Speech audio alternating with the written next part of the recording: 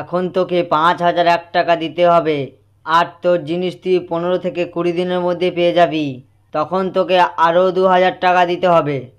আর আমি এই 2টো জলের বোতল দিচ্ছি, রাত্রির বেলা তোর ঘরের চারপাশেই এই জলটা ছড়িয়ে দিবি, আর দেখবি 15 দিনের মধ্যে তোর ভাগ্য আরও পরিবর্তন ঘটবে, আর তোর জিনিসও পেয়ে যাবি।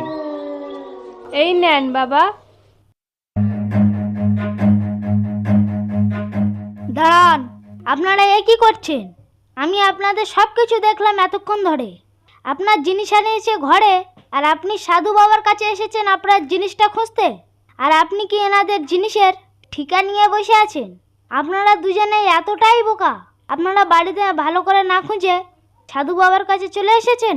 যদি এটাই হতো তাহলে বড় বড় চুরি আর হতো না, কারোর জিনিস কেউ নিয়ে নিত না। আর এই সাধু বাবা যদি অন্যের ভাগ্যে পরিবর্তন করতে পারতো তাহলে